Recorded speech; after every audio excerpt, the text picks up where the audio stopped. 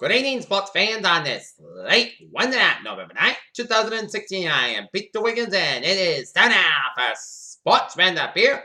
Let's start off with the Verizon Center, Washington, D.C., the Boston Celtics, trying to recover from that disastrous loss against the Denver Nuggets at the Garden on Sunday night. But that wasn't the case. Again, as the Boston Celtics would fall behind by double digits in the first quarter, although the Celtics mounted a mini comeback to try to get as many as 15 points, but too much Otto Porter had 34 points to win the Wizards as they defeat the Celtics. 118-93 as the Celtics dropped to 3-4 the season. Wizards go to 2-5. Isaiah Thomas had 23 points in the loss for the Celtics. As next up for the Celtics, they'll be at the Garden on Friday night for a date with the New York Knicks. Well, 7 games in the season, and Celtics fans, don't panic, it's still early, but Celtics without Jay Crowder and Al Horford haven't bothered the Celtics so much, but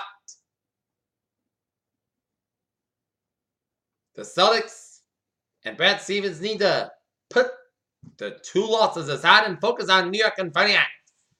And the Celtics and Brad Stevens need to know that slow starts aren't acceptable in this game, and the Celtics need to come up with some quality starts, quality shooting, go to the basket, and get some quality stops in D, because the Celtics got blown out in the first 2 quarters. So hopefully Stevens will learn from the loss against Washington and focus on New York and Friday.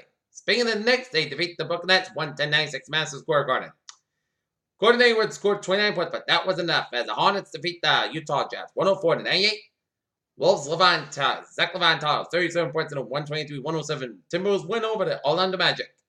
Pacers Jeff Teague got 30 points and 9 assists in a 122-115 win over the Philadelphia 76ers in Indianapolis in overtime. 19.4 seconds left in the line. Hawks leading the Chicago Bulls 113-105 with 19 and 4/10 seconds left in the fourth quarter. 9:31 left in the fourth quarter. It is the Toronto Raptors leading the Oklahoma City Thunder 89-80. Detroit Pistons trailing the Phoenix Suns 49-47, 2:33 left in the second quarter. Houston Rockets are leading the San Antonio Spurs 28-18, 1:30 left in the first quarter. All right, looking at some NHL scores on this late Wednesday night. Buffalo Sabres and the Ottawa Senators stat at 1 apiece with 3:20 left in the third. Chicago Blackhawks in the St. Louis Blues 1-0 with 19:03 left in the third, and the Columbus Blue Jackets are leading and Ducks 3-2, which is the final in overtime.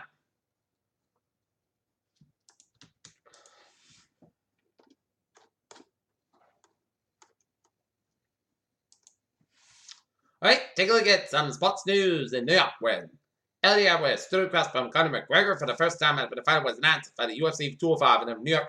He knew the outspoken Irishman was going to have a lot to say. Scott Taylor is on a catch by McCann. Wants to stay with the Yankees, but when it comes to general manager Brian Cashman discusses to trade him elsewhere, McCann gets it, his agent said. Frisco, Texas, Tony Romo stretched alongside Jason Witten in early practice of the Dallas Cowboys just as they done for the most of the past 10 years. On Sunday, LeBron James was Kevin in for the presidential hopeful Hillary Clinton native Ohio. On Wednesday, he was looking at answer after a loss to Donald Trump. Before Detroit's game against Phoenix, Stan Van Gundy expressed in Spain that the country elected someone openly and brazenly racist and misgendered ethnic-centric. As Blue Walter cites, some of these been pleased with the early season. You might be surprised where he goes. He has a plan to Nick Young to search it. Shows Randall's emergence at Timothy Moscow's left for the play as how Luke Walton has it. Lakers on the rise. The Washington Wizards guard, John Wall, is being fined for bumping into referee Mark Davis leading the checks on Monday night.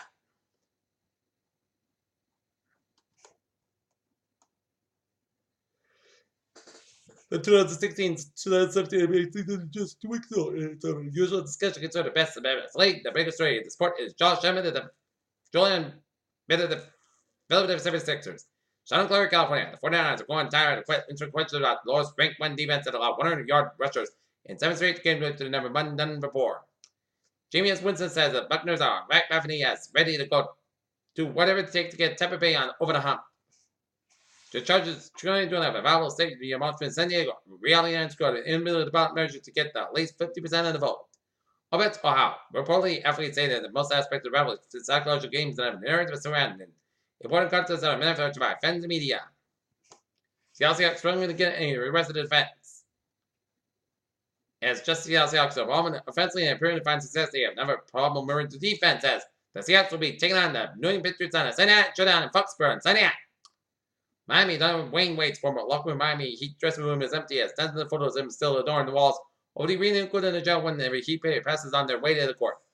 Sounds cool. 49ers quarterback Colin Kaepernick said it mattered to him who won the Tuesday's presidential election. Late Miami Marlins Jose Fernandez have been named the National League Comeback Player of the Year of the 2016 season as voted by the players days before. Fernandez is definitely born in an accident that killed 2 friends during 25th. Yeah.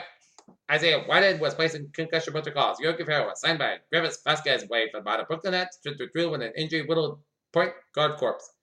And the day after the Texas Rangers and several Atlanta out of victory in Cape River, a new baseball stadium and team wants to move quickly and construct a new retractable booth venue in time for the 2020 season. And that is going to be it for Sports Roundup on this. Late when that, no, 2016, which will be forget it, but a good positive attitude, and I'll see you tomorrow morning. Good night.